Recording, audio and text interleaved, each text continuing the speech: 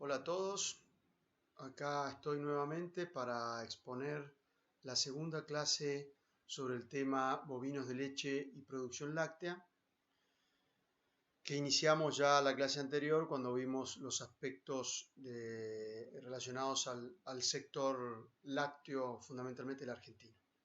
Ahora nos vamos a concentrar ya más en una etapa productiva y vamos a hablar en primera instancia sobre la vaca lechera y su potencialidad y su forma digamos, de alimentación de la leche, cómo utiliza los alimentos, cómo utiliza sus reservas en este aspecto. Este tema de bovinos de leche y producción lechera se va a ver completado con una tercera clase donde vamos a ver los aspectos ya más industriales, los aspectos más del campo. Vamos a tratar sobre el tambo y la producción lechera y cómo se realiza su manejo. Bien, primero vamos a hacer una breve descripción de cuáles son las razas bovinas que se utilizan para la producción de leche. Esto es muy rápido, me interesa fundamentalmente que ustedes aprendan a diferenciarlas rápidamente, es sencillo, por eso tiene los ejercicios en el campus de reconocimiento de raza. Pero bueno, les voy a realizar una breve descripción que me parece que es útil para un estudiante de agronomía. Hablemos primero de una raza que es muy utilizada en el mundo para producción de leche, que es originaria de Inglaterra, de una isla que se encuentra en el Canal de la Mancha, la isla de Jersey, que le da el nombre a la raza Jersey. Es un animal de color pardo grisáceo, pelaje pardo grisáceo, pequeño, digamos de frame bajo, muy parecido al frame de nuestras vacas para la zona árida. Estamos hablando de pesos adultos de las hembras del orden de los 360, 380 kilogramos. Un animal muy femenino, de características, digamos, de aspectos sexuales muy marcados, tiene un aspecto muy femenino, de forma muy típica lechera, muy triangular, ancho de atrás, angosto de adelante, con un muy buen desarrollo de ubre, y es una buena productora, no es la más eficiente obviamente, como ya lo vamos a ver más adelante, pero es una buena productora de leche con una característica particular, que es produce leche de alto tenor graso. Por lo tanto, muchas veces se lo utiliza por esta razón, porque esa leche sirve y anda muy bien para determinados tipos de queso, para hacer quesos especiales, quesos de alta calidad. Bien, este animal se caracteriza también por adaptarse muy bien a los sistemas pastoriles. Por lo tanto, a veces, cuando hay condiciones de necesidad de mayor rusticidad, puede utilizarse en lugar de la clásica frisona o holando argentina, que es la que se utiliza en el país, utilizar esta raza. La Jersey se puso de moda unos 20 años atrás en Argentina y se utilizaron muchas cruzamientos entre Jersey y holando argentina, que hacía una vaca de característica intermedia entre las dos y que se la utilizaba para mejorar los tenores de grasa en los tambos lecheros. Pero se fue comprobando obviamente que la conversión bajaba, que los rendimientos no eran los mismos que cuando se utilizaba la vaca frisona, y por lo tanto eso se fue desechando y ya no se realizan, digamos, por lo menos no se realiza en forma importante ese tipo de cruzamientos. Acá tienen otras fotos de la misma raza. De nuevo, se puede observar bien la forma triangular, bien las características femeninas de la raza, una excelente ubre, un muy buen desarrollo del cuarto trasero, y acá las tienen entrando a un tambo, que también es otra de las ventajas de esta raza, que son de su mansedumbre. Son animales muy tranquilos, muy mansos, muy aptos para sistemas de pequeña granja, para granjeros que por ejemplo hacen agroturismo. Otra de las razas muy utilizadas en el mundo, sobre todo en Europa, es la pardo suiza, con un pelaje pardo grisáceo muy similar en ese aspecto al de la Jersey. Son animales de mayor porte, las vacas adultas llegan a 560, 580 kilos, y son vacas que se dicen de doble propósito. En realidad, cuando nosotros hablamos de doble propósito, no es que la misma genética se utiliza para producción de carne o para producción lechera, sino que tiene selección, hay genéticas seleccionadas para leche y genéticas seleccionadas para producción de carne. En cuanto a sus características, digamos, adaptativas, es muy parecido en ese aspecto a la Jersey. Es una vaca que anda bien en sistemas pastoriles, que produce un mejor tenor graso que la frisona, si bien no llega a los niveles de la Jersey. Y se la utiliza mucho en Europa por esta característica, por ser el mejor tenor graso, y también porque su ternero es de mejor calidad que el de los frisones. Entonces esta raza y la Simmental, que ya vamos a ver más adelante, son razas muy utilizadas en Europa, donde el valor del ternero es muy importante, y entonces el obtener un ternero de mejor calidad puede compensar a veces una pequeña diferencia de eficiencia con la raza clásica, raza frisona utilizada para producción de leche. Acá tienen la Simmental, de origen alemán, pero que ha tenido sus selecciones en los distintos países. En Italia, este es un tambo en Italia, se la denomina Pesata Rosa. Y también es en ese aspecto, como la Pardo Suiza, hay selecciones de tipo lechero y selecciones de tipo cárnico. Obviamente, en este caso utilizamos la selección lechera, que digamos tiene características semejantes a la de la Pardo Suiza, también animales grandes, del orden de los 600 kilos, y con la ventaja de su mayor tenor graso, la mayor rusticidad y el ternero de mejor calidad que en el caso de los frisones, lo cual en Europa puede ser una característica que digamos, es una característica que la hace que sea apreciada. Son animales que fíjense que no tienen bien las características de los lecheros, o sea, no son tan magros, son mucho más, más parecidos, digamos, a un animal de carne que en el caso de los otros dos, que son animales que tienen gran capacidad de movilización de sus reservas lipídicas. A modo un poco de curiosidad, les muestro cómo en el mundo se van utilizando distintas razas de acuerdo a las circunstancias. La raza Guernsey es una... perdón, está mal escrito ahí, me acabo de dar cuenta, es Guernsey. Es una raza también de origen inglés, también de una isla del Canal de la Mancha, de características similares de tamaño y de tipo productivo a una pardo suiza, pero se lo utiliza en el trópico porque es un animal resistente al calor. Una de las características por la cual puede ser elegido este animal. Y también en los países hay particularidades, por ejemplo, en Estados Unidos se utiliza también la Shorton, que hay una selección genética lechera que se denomina Milking Shorton, que tiene ese pelaje, en general se la ve con ese pelaje rosillo y no el colorado típico de la Shorton, y es un animal que es bastante utilizado en la producción de leche en Estados Unidos. En zonas con muchos problemas de calor y donde necesitan adaptaciones a los sistemas pastoriles de zonas tropicales, se pueden utilizar también las razas cebúes. La raza cebú por excelencia utilizada para leche en la India o seleccionada en Brasil, por ejemplo, también el Gir. Ahí tienen dos fotos de los animales. Obviamente son animales menos eficientes, menor producción que los clásicos frisones, pero con la ventaja que se adaptan a las zonas de calor. Y en Brasil particularmente se hizo una cruza con la Holando, con la Holstein o con la frisona, digamos lo mismo, y se generó esta raza que ven más abajo que se llama Girolando, que en definitiva es una raza sintética hecha por la cruza del Taurus por el Indicus, y que se la utiliza en producción lechera con éxito en las zonas tropicales. Esto lo que quería mostrarle es que si uno en realidad ve condiciones particulares, encuentra razas que en el mundo se han ido adaptando, han hecho selecciones para hacer producción lechera bajo las condiciones especiales que los distintos países o regiones tienen. Bien, y ahora acá tenemos la reina de las productoras, de la raza productora lechera, que es una raza de origen holandés, por eso en el mundo se denomina la Holando, y que en su región de origen se denomina Frisia, y que en general responde a un animal overo negro. Aunque desde su origen en Holanda también tiene la variedad colorada, existen animales también overos colorados. En el mundo se han hecho distintas selecciones. En Argentina la selección que se realizó se denominó Holando-Argentina y existe una asociación de criadores de Holando-Argentina.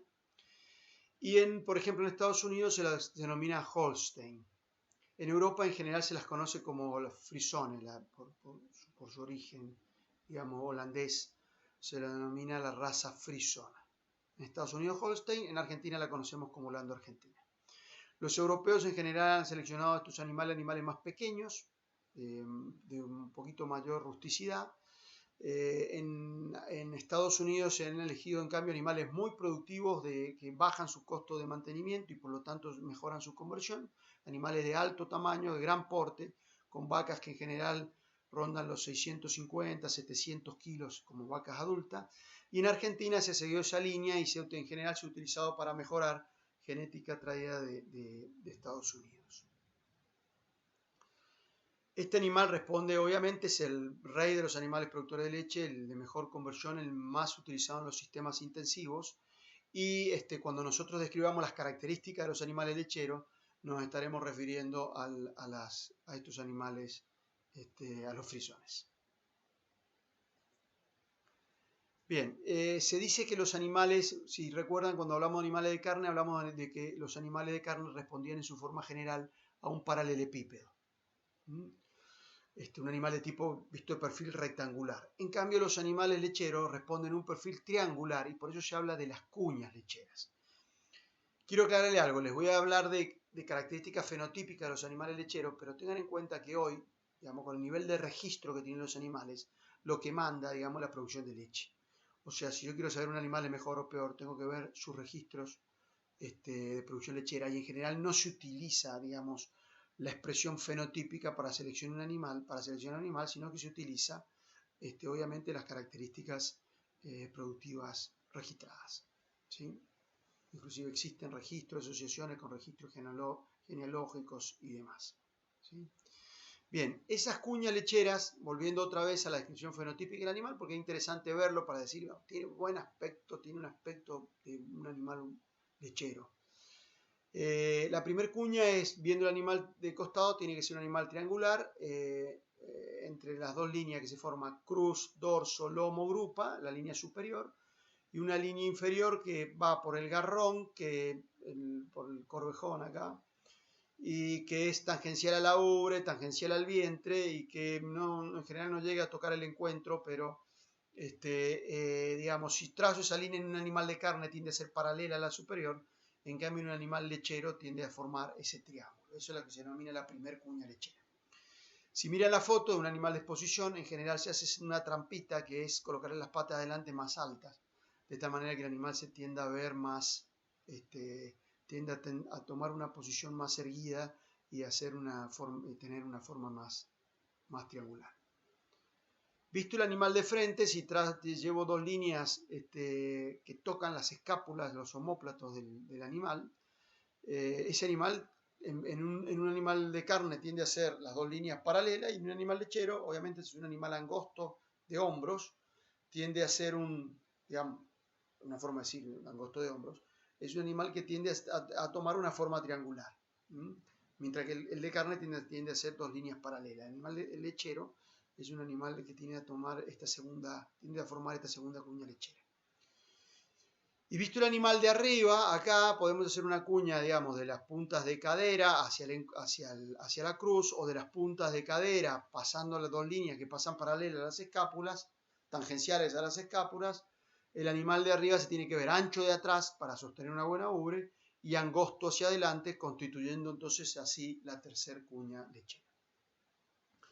Bien, entonces en características generales, lo primero que tengo que ver un animal lechero en relación a uno de carne es que el animal lechero es de tipo rectangular, un paralelepípedo, y el animal de carne, en cambio, debería tener una forma que siga esta cuña lechera. Obviamente depende de las razas. Vieron recién que la Jersey las cumple perfectamente, la Pardo Suiza bastante, la Simmental, en cambio, no se adapta muy bien a esta forma de cuña lechera, lo mismo que las razas cebúes. ¿De acuerdo? Bien, la otra característica de un animal lechero es un animal que tiende a movilizar todas sus reservas lipídicas en leche. Durante la lactancia tiene que, si si es buen productor de leche, moviliza todo lo que guardó para producción de leche. Por lo tanto, los animales son magros. Olvídense de los estados corporales que veíamos en la escala de estado corporal que veíamos en el animal de carne, porque en estos animales, el mismo animal que uno diría que está muy flaco en estado corporal 2, por ejemplo, en un animal de carne, en este sería un animal quizás en un estado óptimo de gordura. O sea, la escala no tiene absolutamente nada que ver. Ya lo vamos a ver más adelante. Entonces vamos a ver en los animales lecheros, animales que están bien nutridos, en muy buen estado, que se los ve con puntas de cadera, puntas de anca muy marcadas, costillas visibles y demás. Y eso no quiere decir que el animal esté mal nutrido. Ya vamos a ver la escala. La otra, digamos, gran característica que tenemos, primera y principal característica que tenemos que ver en un lechero es que tenga una ubre grande, amplia. Esas ubres tienen que estar, digamos, cuando la ubre, sobre todo en un frisón, cuando la raza frisona, la Holando, cuando la ubre está bien conformada, tiene el ligamento suspensor corto, bien alto, la ubre está sostenida bien cerca de la vulva, nace bien arriba. Eso le está demostrando que hay una buena amplitud de ubre. En esa ubre vamos a distinguir las venas, un sistema venoso muy marcado, porque está demostrando que el animal está bombeando mucha sangre a la ubre. Obviamente la alimentación de la leche implica un gran movimiento sanguíneo, un gran movimiento de alimentación de todos los procesos metabólicos, y por lo tanto no solo tenemos que ver una ubre grande, sino tenemos que ver una ubre con las venas bien marcadas.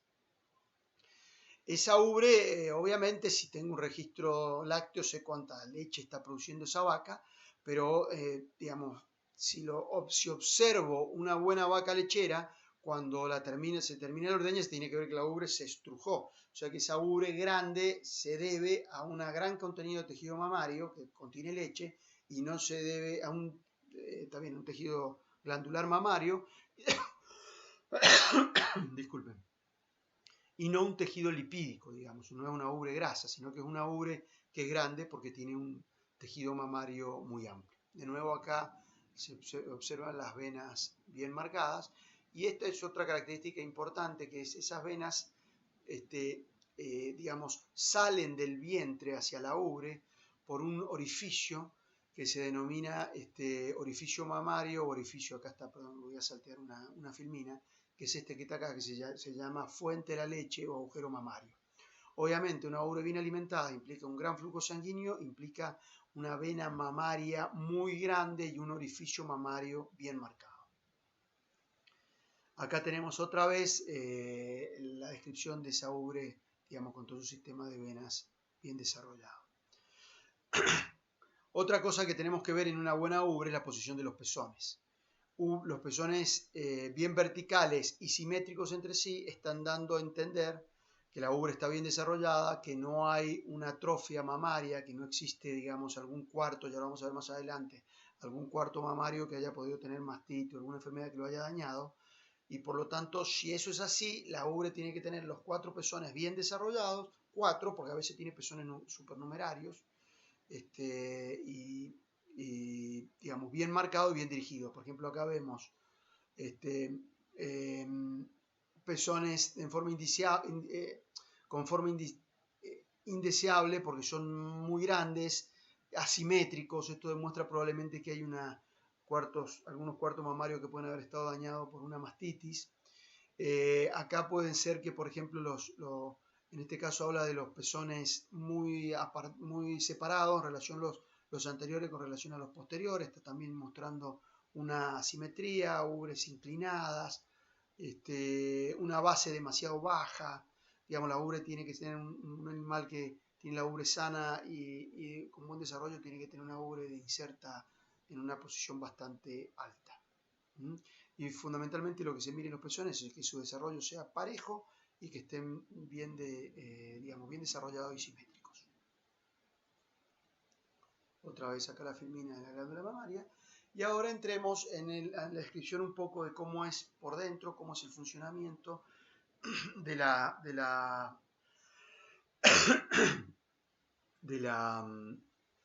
ubre y de la glándula mamaria.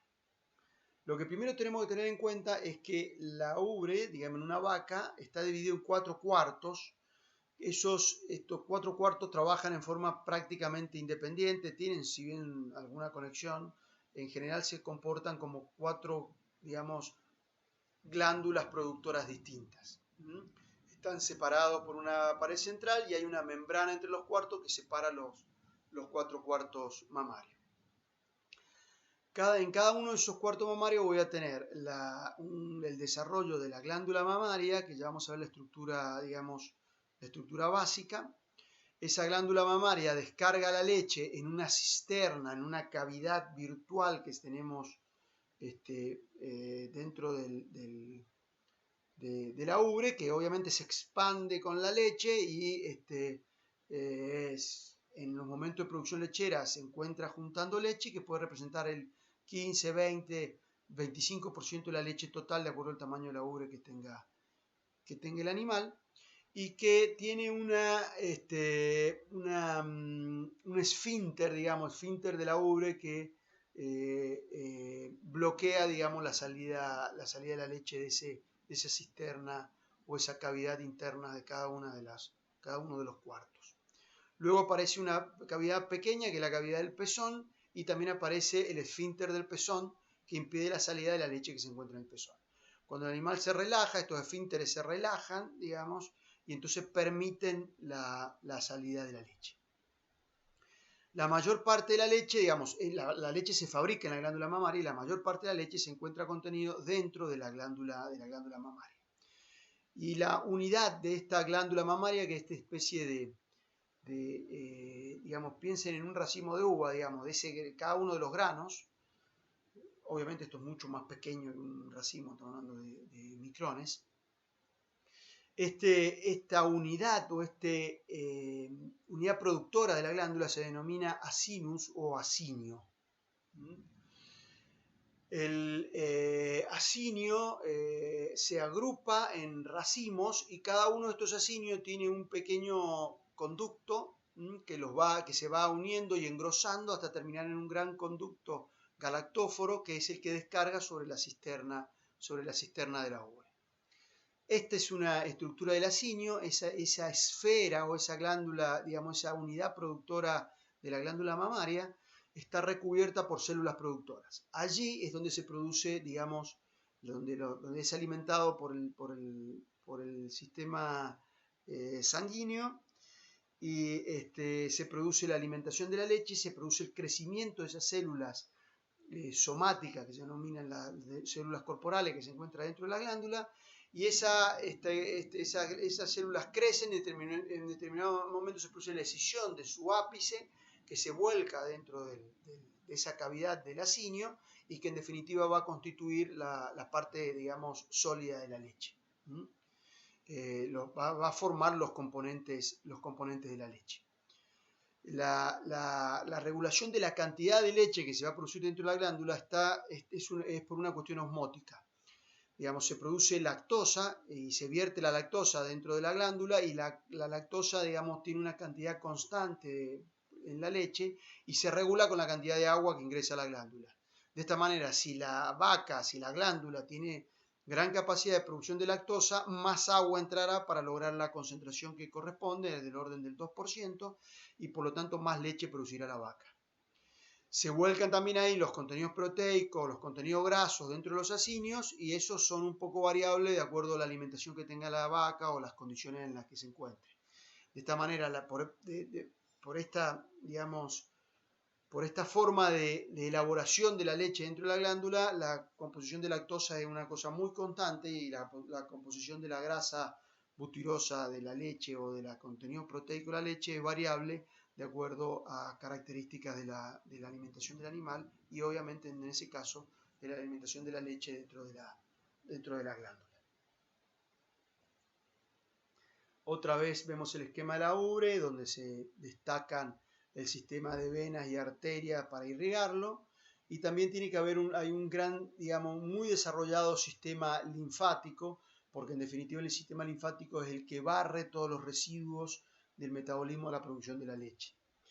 se concentra el sistema linfático en lo que se llama un ganglio retromamario, ya vamos a ver en el esquema más adelante, es este que está acá, que ese ganglio retromamario es donde se concentra digamos, el tejido linfático de la ubre, y que cuando hay un problema de, por ejemplo, de mastitis o de una enfermedad, se infarta ese ganglio retromamario, se puede ver inflamado, duro y demás, y los veterinarios pueden sospechar así que, digamos, y otros los índices para sospechar que existe un problema de infección dentro de la ubre. Bien, acá tienen descrito otra vez el grupo de los acinios o acinis de la ubre, los canales galactóforos, la cisterna de la ubre o cisterna de la leche, en este caso llamado así, los distintos esfínteres. Otra vez el mismo detalle, la estructura de racimo de los acinios, y vemos acá el canal del acinio, el pequeño canal del acinio, y los canales intralobulares entre los distintos acinios, que después van a terminar juntándose en los canales galactófaros, que van a su vez vertir el líquido en la cisterna de la ubre.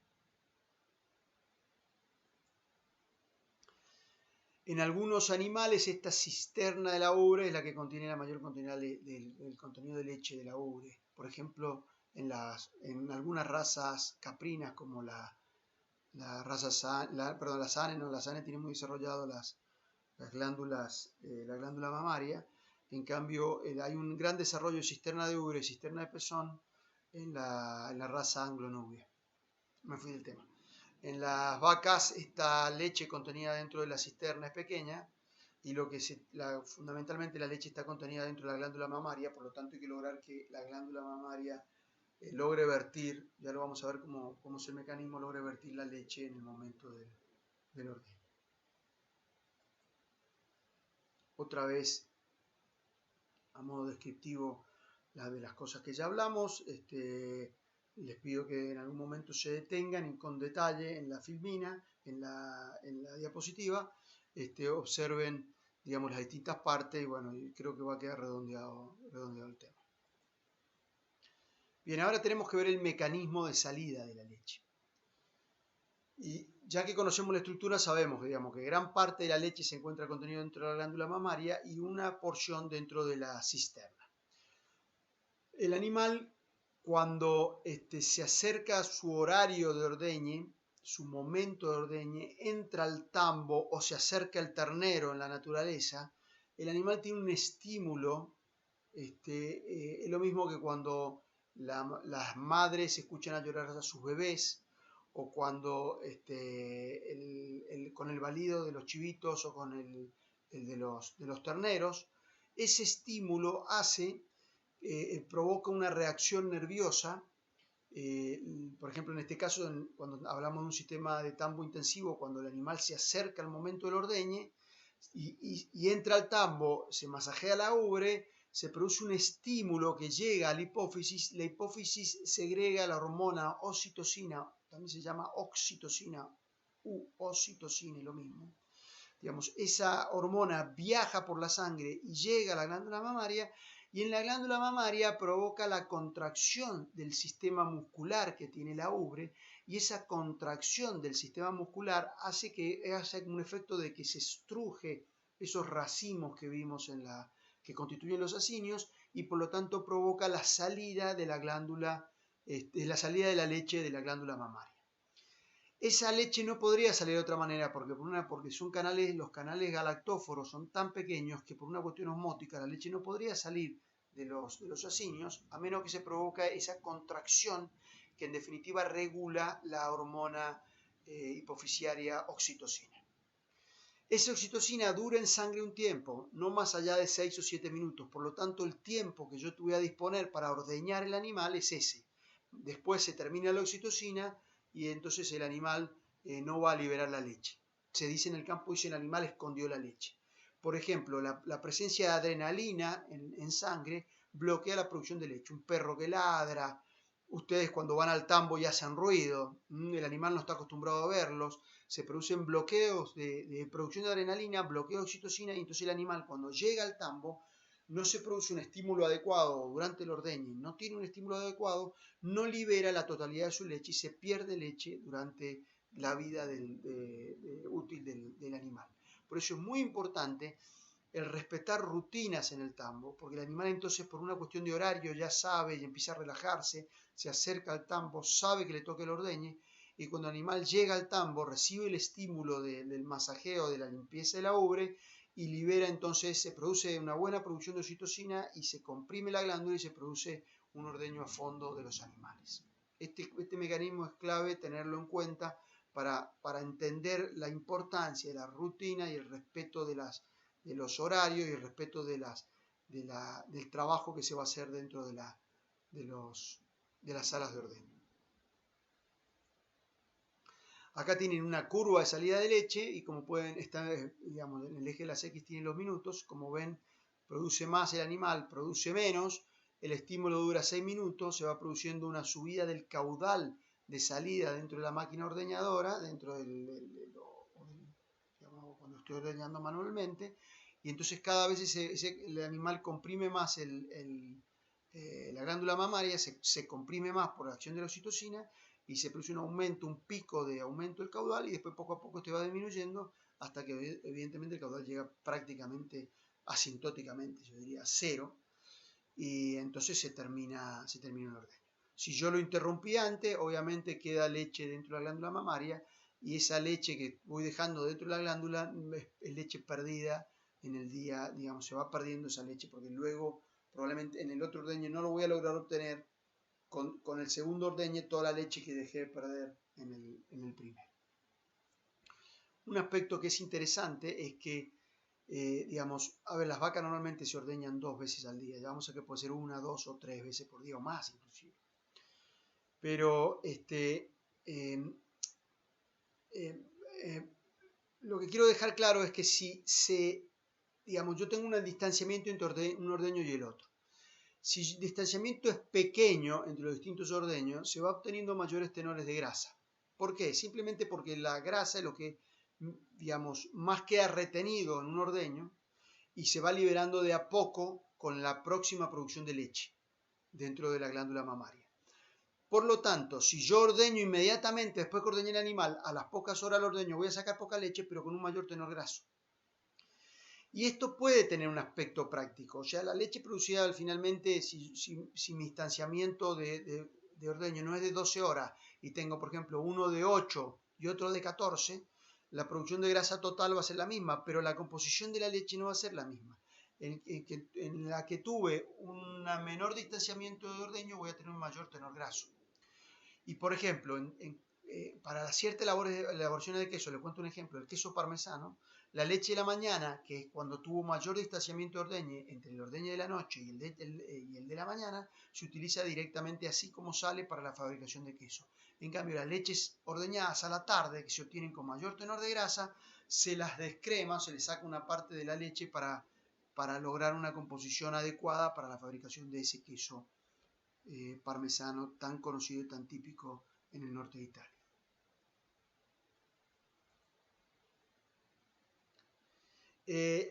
Las vacas, digamos, cuando son vaquillonas, producen aproximadamente un 60 o un 70% de la leche que pueden producir en su vida, digamos, con su máximo esplendor de desarrollo. Y si la vaca no tiene ningún daño, digamos, no hay mastitis, no tiene ningún problema en las patas, no ha tenido ninguna enfermedad en su vida, va mejorando su producción láctea y su pico de lactancia en una frisona está en el orden de los 7, 8 años al séptimo, octavo año de vida del animal, o sea, su sexta o séptima, depende, digamos, puede ser quinta, sexta o séptima lactancia del animal. En la práctica esto en el promedio no sucede, o sea, hay vacas que las llegamos a ordeñar a esta sexto, séptimo y a veces décimo ordeño, pero en promedio en los tambos las vacas no suelen durar más de 3 años. Este promedio es, digamos, obviamente cuando calculo algunas vaquillonas que la eliminé, que no tuvieron ni una lactancia o tuvieron una sola lactancia porque no servían, y las vacas que tuve que eliminar por distintas enfermedades. El promedio general en los tambos está en el orden de los 3, 2,5, 3,5 años o lactancias por vaca que llega al ordeño. Más intensivo es el tambo, menor es el tiempo de la edad promedio que logran sobrevivir las vacas en los tambos, ¿sí? Y el ciclo ideal de ordeño de una vaca, digamos, igual que en los animales de carne, es que la vaca tenga un ternero por año, que el espaciamiento entre partos sea de 365 días. Si yo tengo un espaciamiento entre partos de 365 días, tengo un periodo de ordeño de 300 días, y fíjense aquí esta curva es interesante verla, que si digamos, la vaca queda preñada 82, 83 días después del parto, y por lo tanto su ciclo va a ser de 365 días, el rendimiento entre una lactancia y la otra va a ser el del 100%, es el mismo, debería ser el mismo, obviamente con la diferencia que puede producir esta curva o diferencia de alimentación, etc. Pero en general deberíamos tener, digamos, si yo tengo periodos de lo que se llama vaca abierta, digamos, entre el parto y que el animal quedó preñado de 82 días, mis rendimientos entre lactancias son muy parecidos, son del 100%, digamos, iguales. Si en cambio el espaciamiento, el periodo de vaca abierta es mayor, que es lo que sucede normalmente en los tambos, el orden de 110, 120 días de vaca abierta, mi espaciamiento entre un parto y otro no es de 365, sino pasa a ser de 400, aproximadamente 400 días, las lactancias son mayores en su totalidad que si hubiera sido de 365 días. Se consigue tener más leche en el ordeñe, pero el rendimiento de las vacas es inferior al que si lo hubieran tenido, si hubieran tenido los espaciamientos realizados cada 365 días. ¿Por qué? Porque trabajo más en la zona final de la curva de lactancia, ya la vamos a ver, que es una zona de menor producción. Si en cambio en los partos las vacas las lograra preñar antes de los 80 días, las producciones totales lácteas serían menores porque el periodo de lactancia es más corto, pero trabajaría en zonas o en la zona de la curva de mayor producción y por lo tanto los rendimientos por día del animal, de cada ordeño, serían superiores.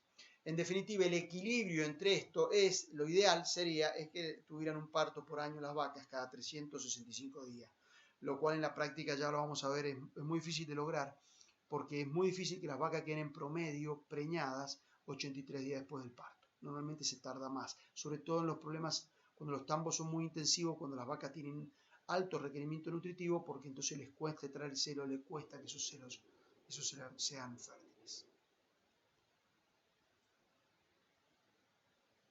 Bien, volviendo al nivel de gordura, de las condiciones corporales que tengo la vaca lechera, acá tienen un ejemplo.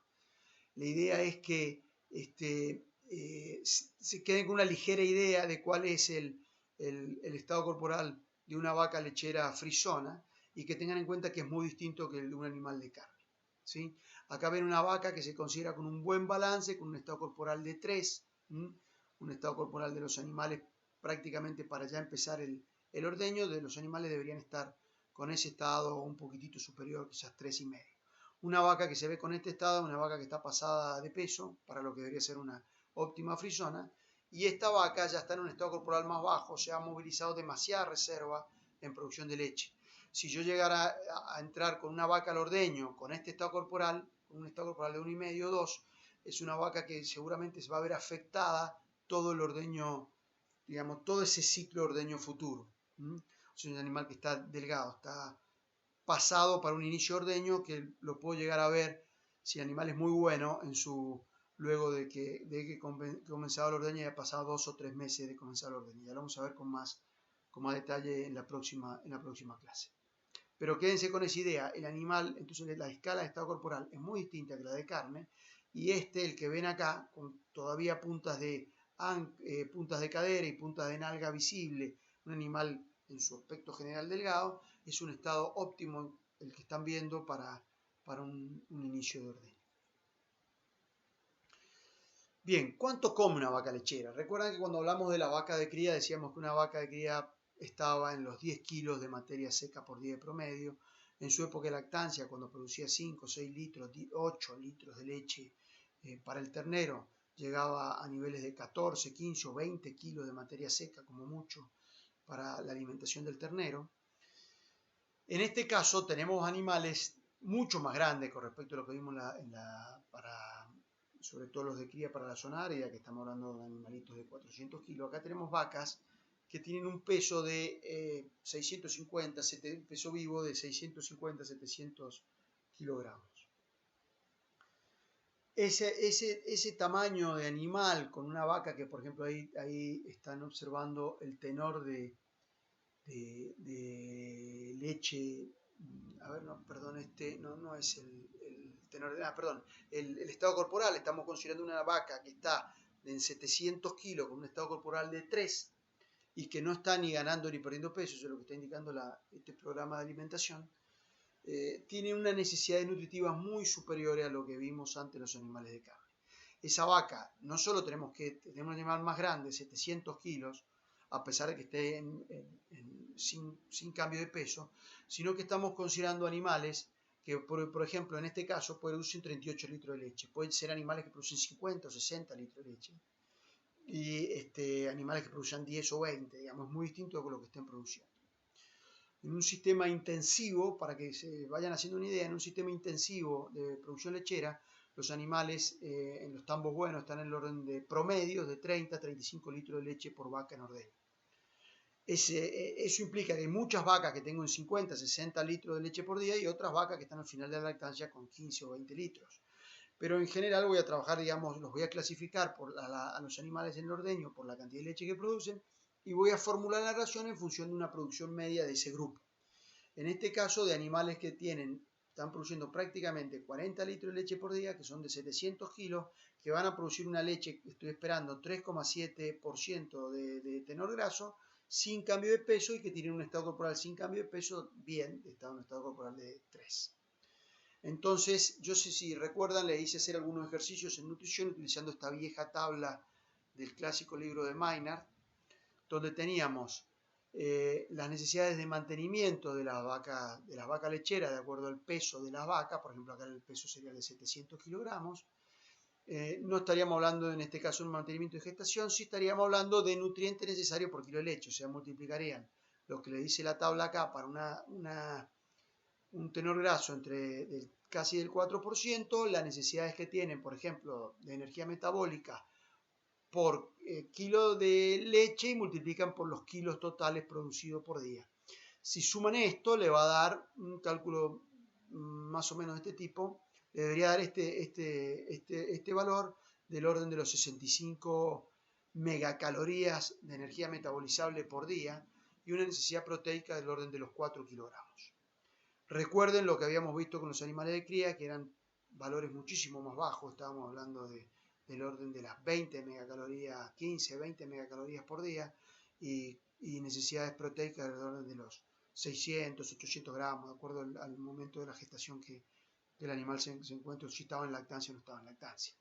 O sea, acá estamos hablando con requerimientos nutritivos que duplican o triplican los que vimos en los animales de carne. Por lo tanto, el manejo de la nutrición, quédense con el concepto de que el manejo de la nutrición en los animales lecheros es una cosa mucho más compleja y mucho más precisa, que tiene muchísimo más impacto en el rendimiento final productivo y económico que tengan los establecimientos. Acá tienen del programa anterior la salida del programa, donde le hace la fórmula, digamos, una fórmula, les dejo como ejemplo una fórmula que se va a utilizar para alimentar animales que están produciendo 40 litros de leche por día. Le está indicando el programa que hay que darle 26 kilogramos de materia seca, por ejemplo, le leo los ingredientes de esta fórmula. Esta es una fórmula que hizo nuestro veterinario que colabora con la cátedra, Julio Fontana, ¿sí? 5 kilogramos de maíz, 3 kilogramos 300 de pele de soja, un poco más de 400 gramos de carbonato de calcio, 3 kilos 400 prácticamente de silaje de alfalfa, 7 kilos 800 de silaje de maíz y 2,6 kilogramos de heno de alfalfa y casi 3 kilos 400 de afrechillo de trigo. Eso constituye los 26 kilogramos de alimento que tiene que tener una vaca por día. Llegado el momento de la formulación, obviamente esto se tiene que transformar en porcentajes y así se hace la dieta, digamos, se elabora la dieta dentro del mixer De acuerdo a esos porcentajes se ven las toneladas totales dentro del mixer y esas toneladas totales tienen que ser suministradas de tal manera que se tiene que comprobar que las vacas estén consumiendo, tienen que tratar de llegar a ese consumo de esos 26 kilos de esta mezcla por día por cada uno de los animales. Recuerden que las vacas de cría hablábamos de 10, 14, a lo sumo 18, 20 kilos de materia seca para una vaca de cría que esté alimentando muy bien un ternero con 10 litros de leche por día. Y ver con respecto a estos animales que de 700 kilos que están engordando, están comiendo 25, 30 kilogramos de comida diaria, de una comida muy energética y de alto tenor proteico, del orden de los 16-17%, mientras que los animales de cría hablamos de tenores de 10, 11 y a lo sumo 13% en la dieta. La composición de esta dieta, ya dijimos que digamos, la composición digamos, por una cuestión osmótica, la cantidad de lactosa, que es el azúcar de la leche, es bastante constante, pero la composición de la dieta puede hacer variar los tenores de proteína y de lípido que tenga la leche, y eso es importante porque en el momento que la leche llega a la usina láctea se paga por el contenido total de materia seca, por el contenido de proteína o antiguamente por el contenido de lípido. Por lo tanto, producir mayor contenido de materia seca en la leche implica mayor ingreso para el tambo. ¿Sí? Acá, a modo de ejemplo, les muestro cómo los incrementos dietarios, si hago un incremento proteico, logro subir la producción de leche, pero no cambio mucho los tenores de grasa o de proteína de la leche. Si en cambio subo la energía de la dieta en base a lípidos, logro subir la producción y subo el tenor de grasa y bajo el de proteína.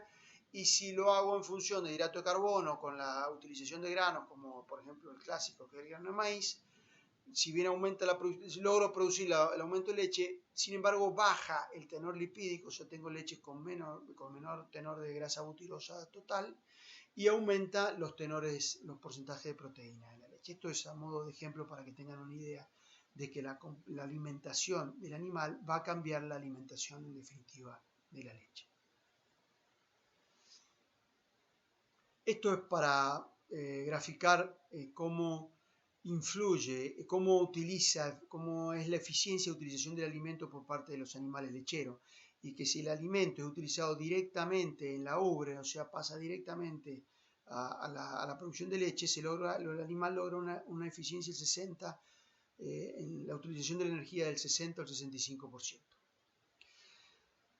Si en cambio, si la utiliza para hacer reservas corporales, logra lo mismo, un 60% si está en lactancia el animal. Si en cambio el animal ya está seco, ya no deja producir leche, esa eficiencia de conversión del alimento en generar reservas corporales es inferior. Y si echa mano la reserva corporal al principio de la lactancia para producir la leche, logra un 84% de eficiencia. Entonces, si la alimentación directamente logra hacer la leche, logra un 60-65%, y si en cambio hago el doble camino, o sea, genero la reserva para después generar la producción de leche, la eficiencia general es menor, es de un 50%. O sea, lo que conviene es, obviamente, tener el animal bien alimentado de tal manera de que genere, digamos, tenga en lo posible la menor necesidad de generar reserva corporal y utilice todo en lo posible, la mayor parte en su directa producción de leche. Obviamente esto en animales de alta producción es inviable. Siempre el animal tiene que entrar con un estado corporal al principio de su ordeño y va a echar mano a su reserva para producir esos 35-40 litros de leche. 35-40 litros de leche diarios. Y va a echar mano a la reserva hasta que llegue un momento que logre toda, digamos, ya no le hace falta echar mano a la reserva y directamente empieza a producir leche desde el alimento a la producción de leche o del alimento a regenerar las reservas corporales. Espero que se haya entendido. De todos modos, recuerden después el foro de debate para poder aclarar las dudas.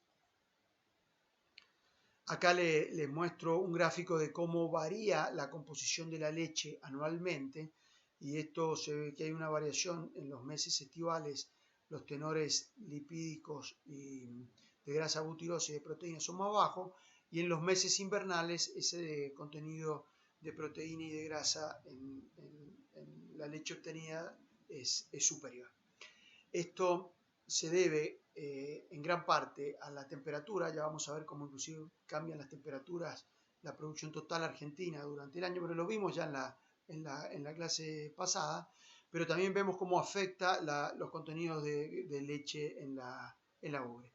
Esto no se debe solamente al calor y a la potencialidad de producción de leche, sino que hay aspectos en la alimentación de los animales, en los sistemas pastoriles y en la variación de la composición de los pastos que hace que se produzca este efecto de cambio durante el año en la composición de la leche.